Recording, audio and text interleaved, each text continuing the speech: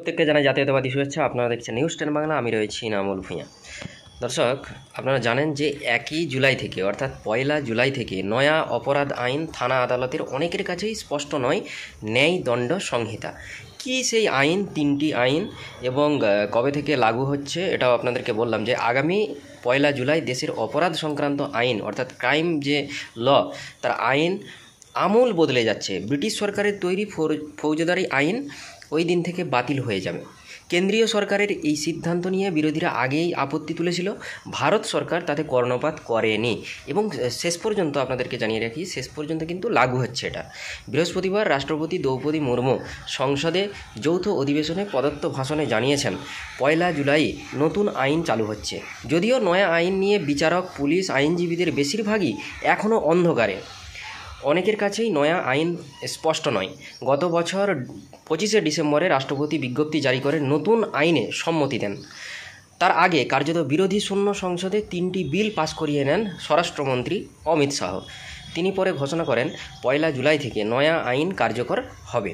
যদিও বিচারালয় এবং থানা পুলিশের সিংহভাগের কাছে নয়া আইন স্পষ্ট নয়, ফলে 1 জুলাই থানায় অভিযোগ দায়ের করার সময় আইনের ধারা প্রয়োগ নিয়ে সমস্যায় পড়তে হবে পুলিশকে। একই কারণে বিচারে সমস্যার মুখে পড়বেন বিচারকেরাও। কলকাতা ও রাজ্য পুলিশের 2 পদস্থ আধিকারিকের কথায় বাহিনীর লোকজনের কাছে নয়া আইন খায় না মাথায় দেয় জাতীয় সমস্যা, এটা কিন্তু দেখা দেবে। সবচেয়ে সমস্যায় পড়বে থানায় কর্মরত পুলিশ। একই মত আলিপুর ও শিয়ালদহ আদালতের 2 বিচারকের। তাদের বক্তব্য, 1 দফা প্রশিক্ষণ হয়েছে বটে, তবে তা ছিল দায় ছাড়া পদক্ষেপ। এটা কিন্তু আলিপুরের বিচারকেরা বলছে। স্বরাষ্ট্রমন্ত্রী অমিত শাহ জানিয়েছিলেন পুলিশ, আইনজীবী ও নিম্ন আদালতের বিচারকদের পর্যাপ্ত প্রশিক্ষণ দেওয়া হবে, কিন্তু জানুয়ারি মাস থেকে পুলিশ প্রশাসন ভোট নিয়ে ব্যস্ত থাকায় নয়া আইন নিয়ে প্রশিক্ষণের সুযোগ পাননি অনেকেই। আসলে 1 জুলাই থেকে ফৌজদারি বা অপরাধ সংক্রান্ত বিচার ব্যবস্থায় চালু হতে যাচ্ছে নয়া 3 আইনের শাসন।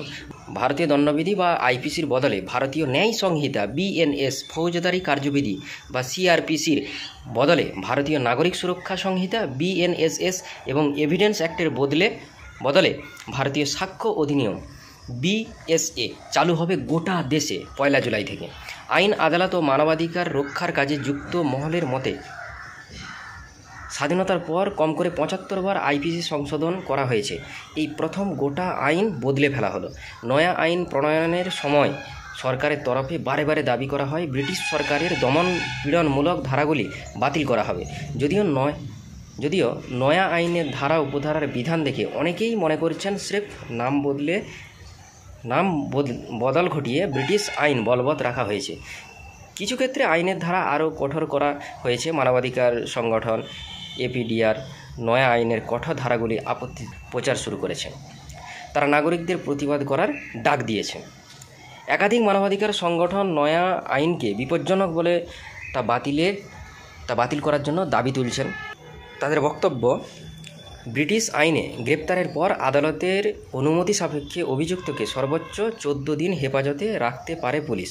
নয়া আইনে বলা হয়েছে 60 কিংবা 90 দিন অবধি পুলিশ অভিযুক্তকে হেফাজতে রাখতে পারবে।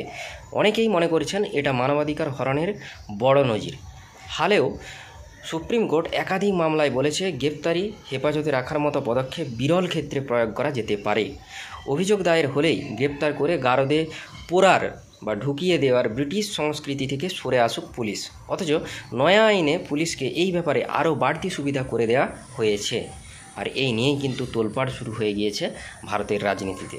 মানবাধিকার সংগঠনগুলি বলছে নয়া আইনে বাতিল হয়েছে পুলিশ হেফাজতে থাকা বন্দির প্রতি 48 ঘন্টা অন্তত বাধ্যতামূলক স্বাস্থ্য পরীক্ষার বিধান।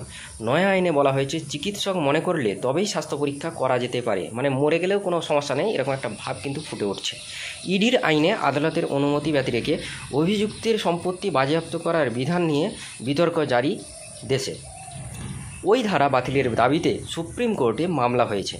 মানবাধিকার সংগঠনগুলির অভিযোগ, নয়া আইনে পুলিশকেও একই ক্ষমতা দিয়েছে কেন্দ্রীয় সরকার।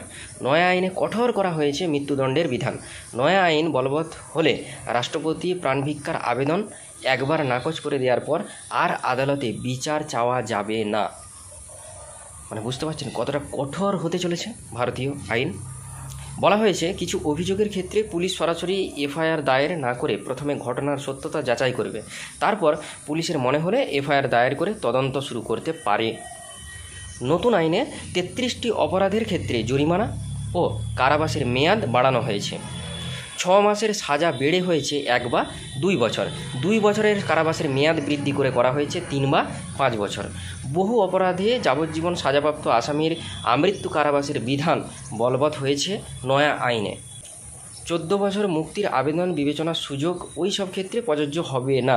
এছাড়া ইউপিএ সহ দেশদ্রোহিতার অভিযোগের বিচারের কঠোর ধারাগুলি আগের মতোই বহাল রাখা হয়েছে। কি সেই 3টি আইন যেগুলি 1 জুলাই থেকে স্টার্ট হবে? 1 নম্বর ভারতীয় ন্যায় সংহিতা, 2 ভারতীয় নাগরিক সুরক্ষা সংহিতা এবং 3 ভারতীয় সাক্ষ্য সংহিতা। এই 3টি আইন লাগু হবে 1 জুলাই থেকে, মনে রাখবেন কিন্তু। মানে এই যে 3টি আইন একসঙ্গে লাগু করা হচ্ছে, এই 3টি এভিডেন্স অ্যাক্ট থেকে শুরু করে সমস্ত কিছু, এই যে অ্যাক্ট অপরাধের যে 3টে আইন, ন্যায়দণ্ড সংহিতা, সাক্ষ্য সংহিতা, ঠিক আছে, এই আইনগুলো বলবৎ করা হলে ভারতে ক্রাইম রেট কিন্তু অনেকটাই কমতে পারে। যারা বিরোধী করছেন করুক, এবং এটাকে নিয়ে কলকাতা হাইকোর্ট ব্ল্যাক ডে ঘোষণা করার ডাক দিয়েছে 1 জুলাই। তবে এই যে আইন যেহেতু ভারতের সংসদে পাস হয়েছে, এটা আপনাকে সবাইকেই মানতে হবে। কেউ যদি বিরোধিতা করে তাতে কোনো আইনের কোনো ক্ষতি হবে না, ক্ষতিটা কিন্তু আপনার হবে। তাই সবাইকে বলবো যে ভারতীয় সংবিধানের প্রতি আপনার আস্থা রাখুন। হ্যাঁ, এটা কিন্তু একটা দেখুন যে যেই শাস্তি ছিল 6 মাস, তাকে করা হয়েছে 1 বছর। যেটা ছিল 1 বা 2 বছর, সেটা করা হয়েছে, সেই আইনটাকে করা হয়েছে 3 থেকে 5 বছর। অবশ্যই খারাপ, কিন্তু বিল যেহেতু পাস হয়ে গিয়েছে, 2023 সালের 21শে ডিসেম্বর পাস হয়েছিল এবং 25শে ডিসেম্বর রাষ্ট্রপতি দ্রৌপদী মুর্মু তিনি কিন্তু সম্মতি দিয়েছিলেন। এবং এই যে আইন, এটা সম্পর্কে ওয়াকিবহাল হচ্ছেন না পুলিশ থেকে উকিলরাও, তারা কিন্তু সমস্যায় পড়তে পারে কিছুদিন, কারণ 1 জুলাই থেকে চালু হয়ে যাবে, অর্থাৎ আজ 29 তারিখ, আর একদিন 2 দিন পরেই কিন্তু শুরু হয়ে যাচ্ছে। দর্শক কী বলবেন জানাবেন কমেন্ট বক্সে। দেখতে থাকুন নিউজ 10 বাংলা। ধন্যবাদ।